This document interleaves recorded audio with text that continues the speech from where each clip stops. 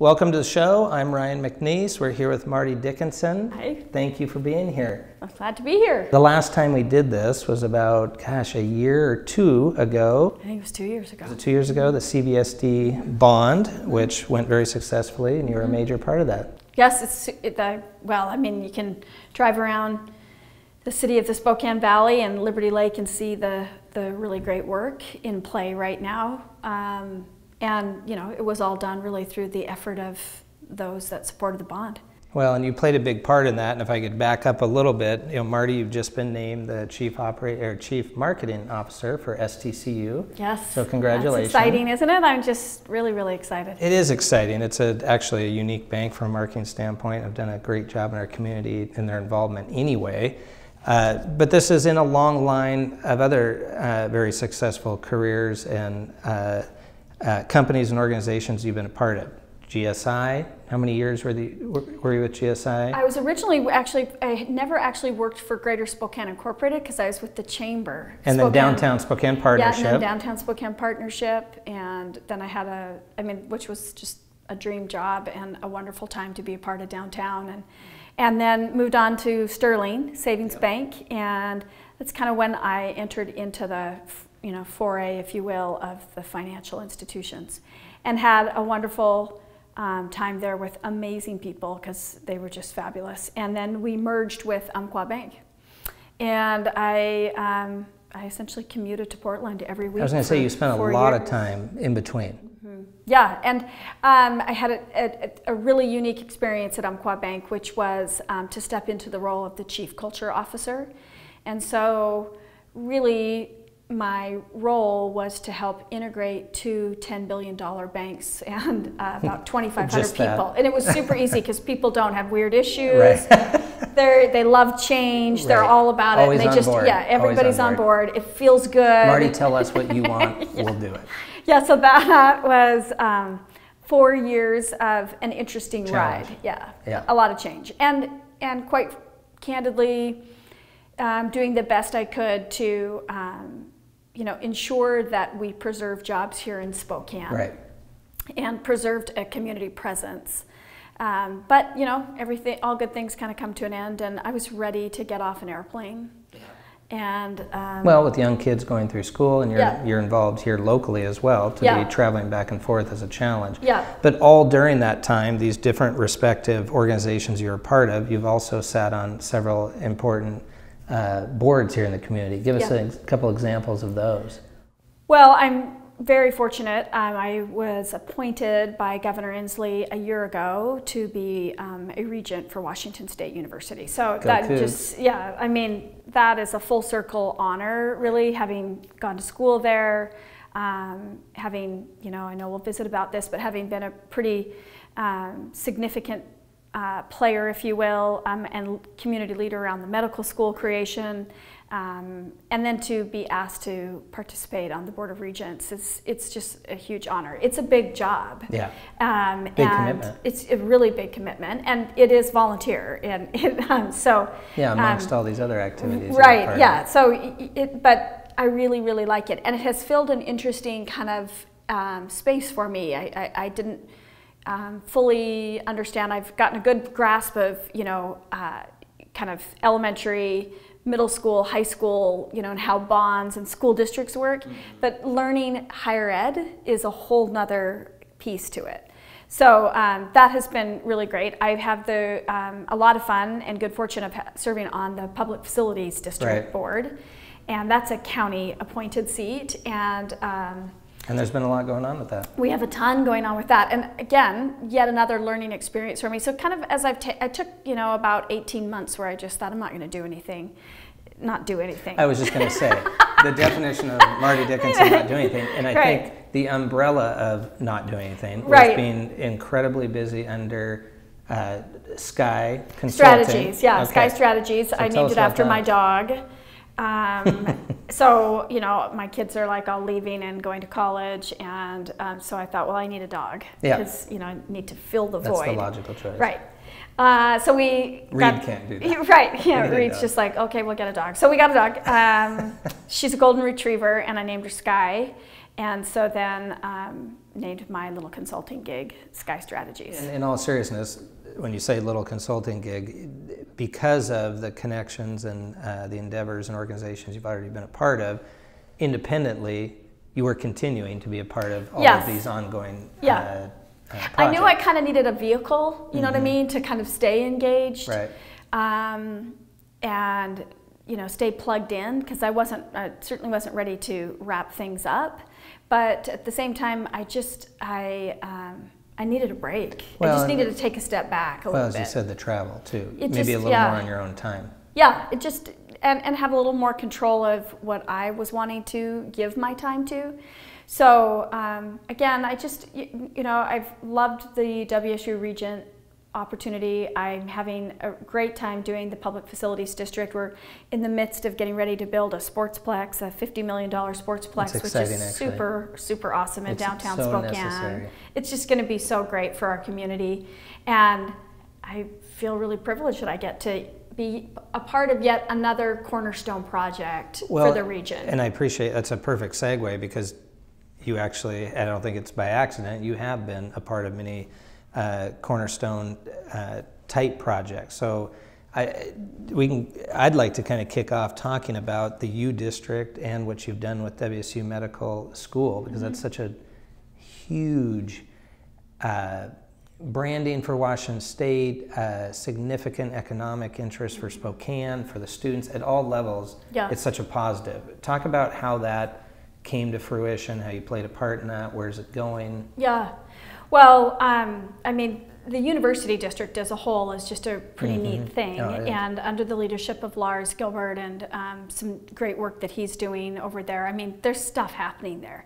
That not just for WSU, right? No. It's just there's tons of cool stuff at Vista. And the amazing building right now. And you know, you have GU doing great stuff. You have GU and UW just announcing. I didn't know if you were actually say UW just as a cougar. Notice the color I've got, but Okay, I mean, I'm a proponent of you know, lifting the whole boat, and GU's been a significant part of that, and you know, University of Washington being present in Spokane is a big deal. It's a very big deal. And then to be able to have McKinstry come in as a private sector partner and be doing good stuff with the UW and building a building. I mean, you know, these are just all things that benefit our region. And with that building you're talking about, my understanding, you're talking about, what's the square footage? You're talking about a significant footprint for the health sciences. Yes, I don't know the detail on that because, you know, at the end of the day, it's still the UW, and I'm wearing crimson right now, but not kidding. Okay. But I mean, it's a great thing for the whole area, and you're starting to see this mecca. But long before any of that, you know, was there, one day I had been asked to raise some funds along with a good friend of mine, Tom Quigley of Kimley and Haygood. Elson Floyd, the president of Washington State University at that time, came and said, hey, I'd like to strengthen the WWAMI program. Let's raise some private dollars and put it towards getting some more seats with the University of Washington. And we had a good partnership, and we did that. We raised, the private sector stepped in, raised some good money, and we were clipping along.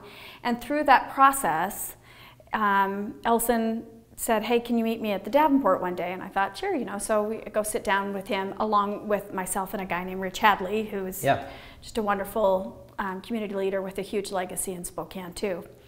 And he said, what do you guys think about just, you know, going for it, and let's just build our own medical school and start it. Like, let's just do it. We'll start with, you know, 60 students. And I mean, if anybody know and had the good fortune of getting to just be in Elson Floyd's presence, you would know that you couldn't say no, right? You just, like, even if it was the craziest thing in the world, you're like, sure, I'm all in. Yeah, let's try that. Yeah, why not? How hard can it be? Yeah, very. Yeah, so that started. What year was that? Well, it's been an 8-year journey. So, and it wasn't easy, Ryan. I mean, there was some tough stuff in the community that we had to kind of finagle through. Certainly a balancing act with trying to kind of figure out how to have 2 medical schools in the state of Washington, and as you might imagine, not everybody wanted that. Yeah, not to mention actually in close proximity here in Spokane, right. And you know, the WWAMI program has never been a hard and fast physical program. You know, with all 4 years in Spokane, and that's really what Elson was looking at. I want 4 years of kids and butts in seats, and right I want the full meal deal right here. Because with the WWAMI program, is it kind of deemed the foundational classwork, if you will? Totally. And then you're off and then they do. It's an excellent program, but and something else that we all knew was we were at the time, it was just, and continues to be, right, this massive shortage of doctors, in particular for our own state. In rural areas. Yeah, and so we're educating these kids, but they're not staying in our state. Mm-hmm. And so this vision of having, you know, students that went to high school, went to college, that are first generation, that, you know, that's who we're focused on at the Elson S. College of Medicine. It just, that's what you need to be. You know, you've got to be a Washingtonian in some fashion to be at WSU, and you have to be willing to go rural. Well, and the optics are just exciting, even for me at our office located here next to the U right district. There, right? So I always come right down by the school, and you're just seeing these droves of students in their crimson, their white coats and and their crimson outfits going to class. It's just exciting to see. It is. It is, because you know that like propels them, and we knew this, and you know, the community rallied behind it. We were incredibly fortunate to have amazing leadership, whether it was at the time, you know, our Chancellor Lisa Brown, who had set the stage as the Senate Majority Leader, as a senator, you know, for the U District to be happening in many ways, along with Patty Murray and Kathy McMorris Rogers, and it takes a village, doesn't it? It really does, and it takes years. I mean, you know, again, this wasn't something that we just was like, oh, good idea. Boom, medical school. Yeah, the U District was created, you know, 20 years ago. Well, right? yeah, I mean, obviously, as lifelong Spokane folks, it's shocking to see what that area has come. Right. When I was at the DSP, we were talking about this concept of a bridge, and went and got some money. You know, well, that was years ago, so you can see that it takes time for some of this to come to fruition. I made my daughter Ellie actually get her senior photos done on the bridge. You're like, you're going to get that. Well, I don't want to. You're going to. It doesn't matter, because it's really about what I want, and I want that photo. You know what? It's actually beautiful. It's fantastic. It really is. Well, and you can see what's happening, which was the concept, right, of build the bridge, and then that east side will start to develop too. There's no and question. Look at what's already occurring. is, actually. Yeah. Right there at Becker Buick, if you will, Totally. and what they're doing on the main street down to the tin roof. Well, and you look at the investment Mayor Condon made, right, and that area with the streets and the sidewalks and the improvements and the traffic calming. But it's almost like, from an educational standpoint, it's almost the perfect regentrification trajectory. Right. You know, because obviously we know what that part of Sprague has looked like historically. Right. Knew what was going on in the U District, how great that's looking. It's obviously, you could deem it a success. Yeah. With the bridge, you're already seeing. Isn't it cool? Well, yeah, and literally building by building, street area by street, you're like, wow, that just looks fantastic. Yeah, it's coming together. Yeah. So I mean, as it stands today, so after, you know, just at times feeling like, oh my goodness, are we going to push this thing across the finish line? Right. But again, through really state leadership of Mandy Billig and, you know, I mean, just Tim Ormsby and Marcus Riccelli and Michael Baumgartner. I mean, it is a story someday of just true people coming together and lifting something up. All while then, you know, we kind of go through such a tragedy of losing Dr. Floyd through the process. That really instigated the whole thing. Just, So we are fortunate now to have a president at WSU and Dr. Kirk Schultz, who really understands it and gets it, and is committed to it, and is committed to the excellence of operating it. So, I mean, it took a visionary to have kind of just the backbone and the stomach to say we're doing this, which was Dr. Floyd. And then you bring in Dr. Tom Koviak, the dean of the medical school, who has a rich history of knowing how to get these places accredited and bring people together.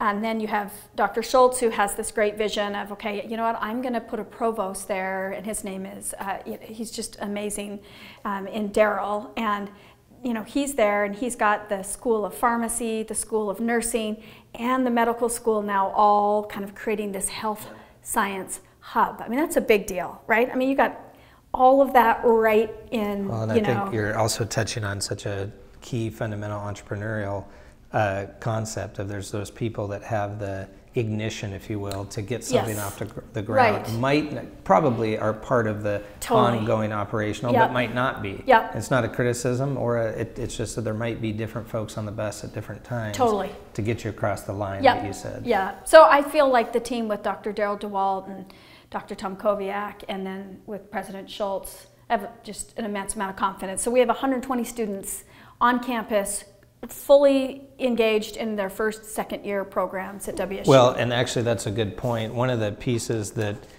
when you say the boots on the ground, who's in the program, I was impressed with the diversity. Right? Isn't that awesome? I think yeah. 54% women, Yep.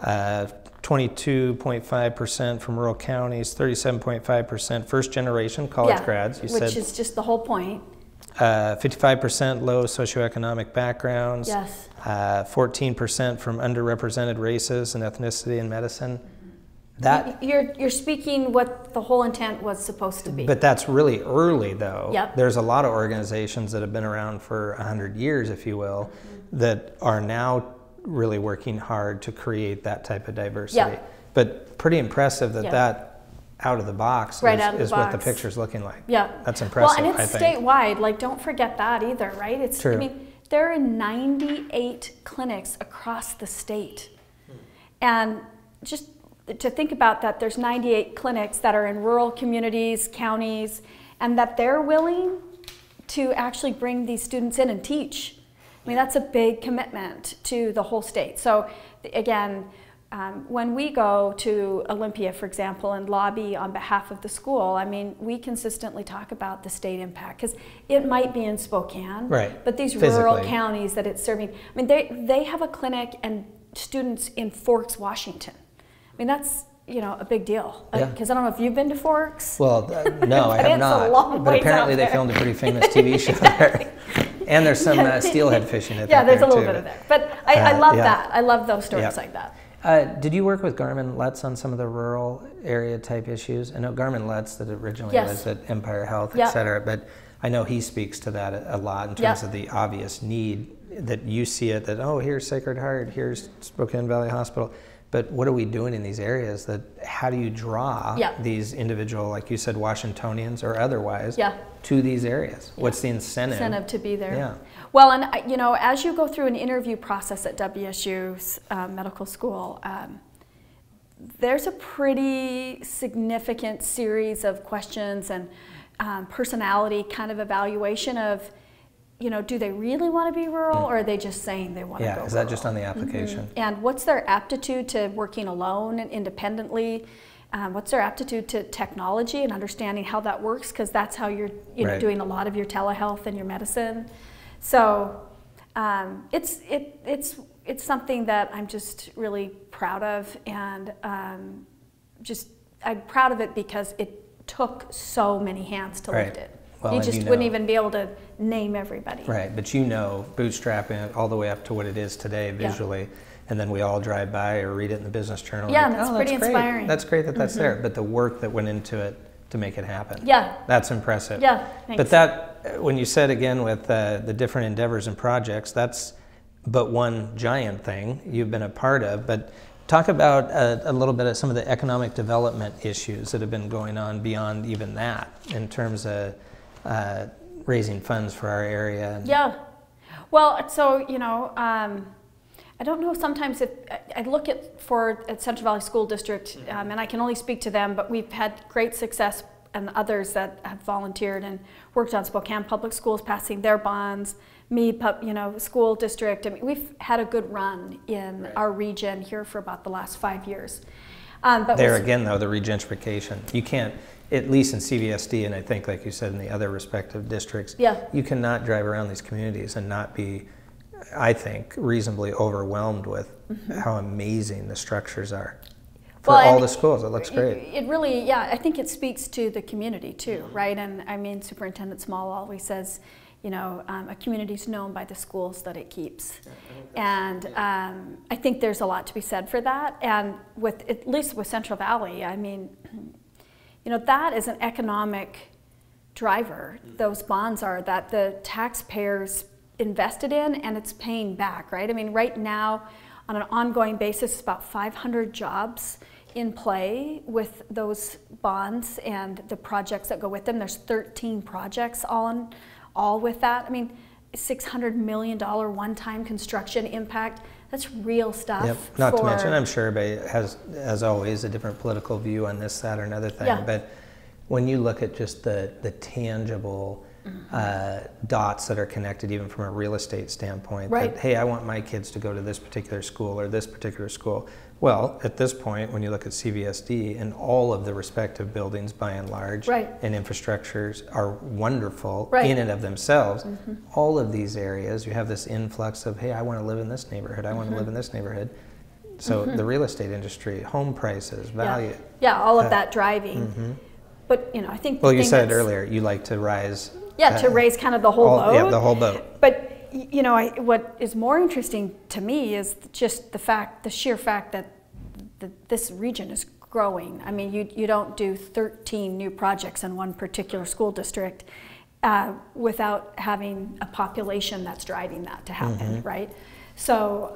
But that's all those factors, all the pieces you've been touching on, whether it be the U District or the respective universities, whether it's Whitworth, Eastern, what they're doing in Cheney, downtown West Spokane Plains partnership. is doing amazing stuff. my I mean, gosh. just, you know, you have the Amazon building being built out there, the work that Spokane International Airport, I mean, you just driving out there and realize the growth there. And for somebody like myself who used that airport and parked there, for example, every single week, I mean, you can just see what is happening with, you know, the growth of our community. And Airway Heights to the airport is just goodness. becoming a city unto itself. Yeah, and doing some really great stuff. You are going to see great stuff actually happening in the West Plains with some of the great work that the West Plains Public Development Authority is doing. It's significant. And what else are you seeing out there in the community? You got your hands in a lot of different projects and endeavors. What else are you seeing?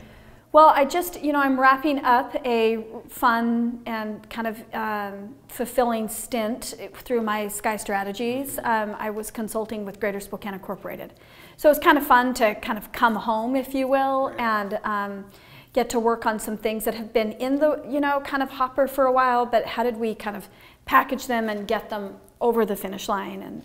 And just this week.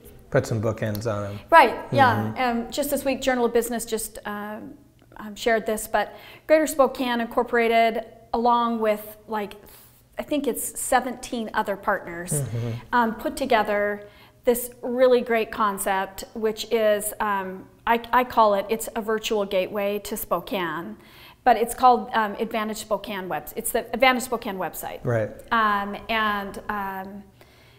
It is a true collaborative effort of all the municipalities, partners like Visit Spokane, the University District, West Plains Public Development Authority, I mean, you name it. These partners have all come together. City of Millwood, City of Liberty Lake. It's really, really great. Yeah. And you can go to one site and you can get to any of their pages. They're all collaborating. All collaborating, but what's really important is it's really actually designed for outsiders wanting to come in and understand what real estate, what sites are available to be able to perhaps, you know, bring a business to this community. Manufacturing building. Or whatever it might be. And so it is all centralized into one space.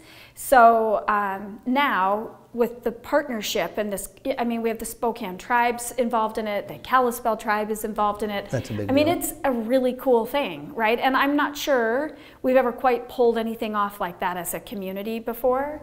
I don't think so. And then GSI went a step further and raised some private sector dollars. And now they're going to go market this and have a massive marketing plan that will run. And the idea again is, hey, come to the site. If you want to go and check out what's happening in West Plains or in the Spokane Valley, great. It's just, again, we're raising the whole boat. Yeah, so the it's aggregate good for, is right here. Yeah. Choose your own adventure, so to speak. City of Spokane, if downtown Spokane, whatever, you know, we're just glad you're here, and we're glad you're checking us out. And what can we do to help you? Well, so that's you know, pretty exciting. We all end up having these individual cocktail party conversations or coffee shop conversations. I happen to be a glass half full type of individual, but some people are not so much. Not so much, or not as pro Spokane or this or that. But You can only speak from your own experience, and I've lived here my whole life. I've gone away, whether it be in Europe or to school in different places, and came back to Spokane. I am blown away in a glass half full standpoint of what Spokane has done over the last, I'm just going to throw out 25 years, but 20 years, 15, 10. I agree. Whether it be the downtown corridor, north of the river, south of the river, as you said, West Plains, obviously U District. And I was shocked this summer. I had an opportunity that with my son, we were going to a theater show at the Civic, and so we had some time beforehand, so we got on, of course, the Lime scooters, right? You got to do those. Yeah, so should have worn a helmet. Didn't. Oh boy, uh-oh. No, we were fine. Okay. Nobody got hurt. But my point was, we went from the Civic to all the way down to Kendall Yards, all the way back to Riverfront, all interconnected, clean.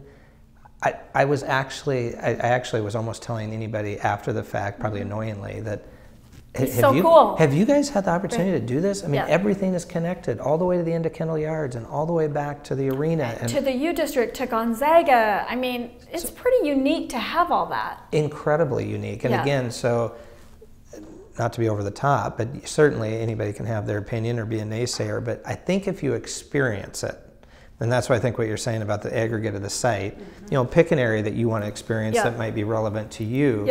But before you knock it, certainly experience it, because I think once you visualize it, a lot of work in the last 20 years has been done. It's looking pretty good. Well, you just even look at the park, right? And it's incredible. Riverfront Park. I mean, it really is pretty spectacular to have our carousel sitting there like that. The pavilion. Yeah. I mean, the mayor had his gala there. What a spectacular night to be sitting underneath this great pavilion that was built for Expo. Is going to be completely redone and is just this cornerstone piece. I mean, and I've long been a cheerleader of Spokane's for sure. And we certainly... And certainly there are challenges. Absolutely. I think, right now we are kind of heavily focused on what those challenges are as a community. And I think elections drive that, but I look at the caliber of people that are running for office, regardless of who you are in favor of or not. The caliber is high, and the desire to want to continue to propel Spokane forward is there. And I always say, with some of these challenges that we're dealing with, I mean, they're part of becoming a larger city. And I think that we have capacity as a community to try to resolve these challenges we've got in some really positive ways. Well, and some of the articles and/or documentaries that have got quite a bit of traction, whether it be in Seattle or here, is Seattle dying? Is Spokane dying? And my take is always that, hey, this is a great opportunity to say, what are some of those challenges? Clearly, here's the positives. Do we have challenges? Certainly. With leaders that you're speaking to, let's really attack those challenges, but Spokane is not dying. Right. Spokane has some challenges, like any as you said, a growing, you can't have one without the other. You can't have the growth of a Spokane community without those. We need to take them seriously. And it's a balancing act for sure. But I do think that I really believe that there is capacity from the private sector to those that are in the space of serving individuals that are in need, to nonprofit. The capacity is here to try to find the right answers for that. We just need to kind of probably hit the pause button for a minute and try to get the right people around the table. And when you have medical students and medical schools in your community, and perhaps you should be looking at, okay, do we incent some of these students to maybe be going into the mental health profession, because we clearly know we've got a challenge there. I mean, what are we going to do as a community to kind of think about not right here, but what's coming? How do we get ahead of this 5 years from now, right? And yes, shelters are important. Yes, police presence is important. But what is at the core of this? We've got some serious challenges around mental health. I would agree. And not having enough professionals to serve them. And it's pretty clear. Very clear. It's very clear. Again, we've had the opportunity to have our office here in the downtown core, which I feel extremely fortunate, because I really like it. One of the best decisions we've made to be here in the downtown core. but those exact issues you're talking about are so crystal clear. And there's a huge amount of empathy for the individual struggling with these issues. Then there is obviously the property issues that also play a part. So as always, multifaceted, complex issues, but the mental health piece is crystal clear that we need to we need to work on that. A really positive aspect of our conversation, though, is STCU. I've always been a fan of STCU's marketing vibe or culture. I don't know what the right word would be, but over the years, it appears that STCU has been willing to be the bank, be the non-traditional entity, if you will, that is, banks are always, excuse me, get the reputation of being so traditional.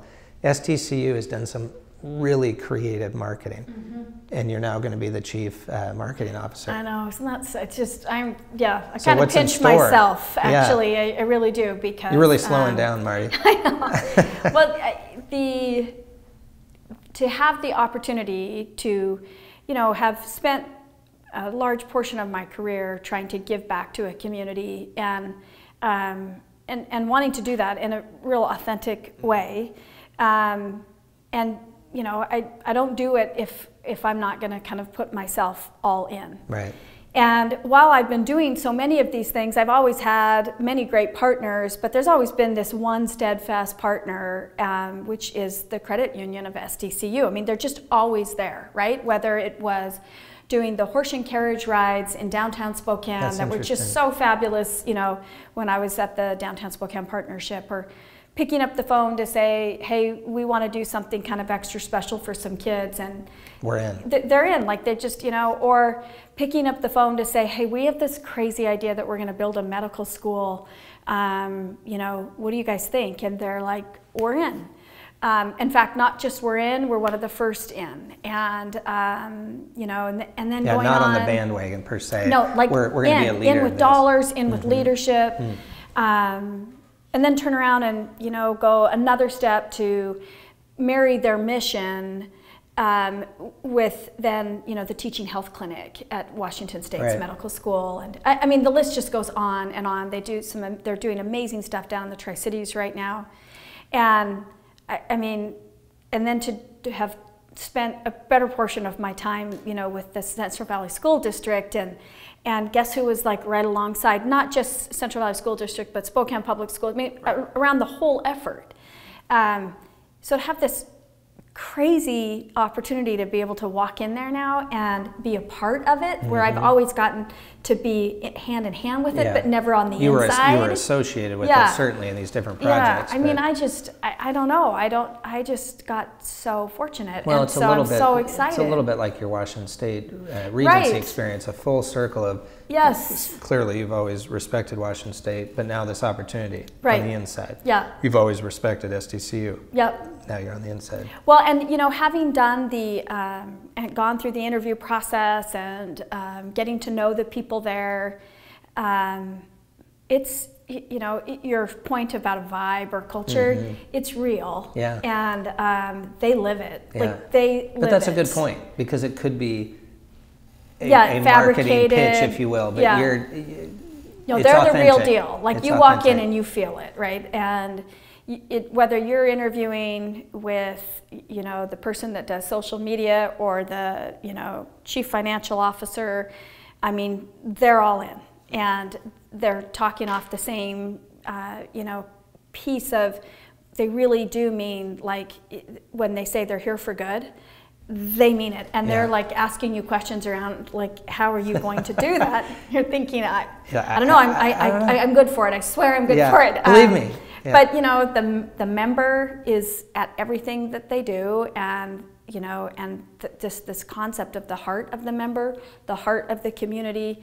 So I don't know. I just feel so fortunate that I get to kind of jump in, and it's kind of a win-win in some ways, of that I have this context of so many kind of deep roots in different community things that I can kind of bring that to the table, while they also have a strategy that they want to be able to bring to the table. So And Ezra has made a great transition in the last several years. Yeah, and it's doing a great job as CEO there, and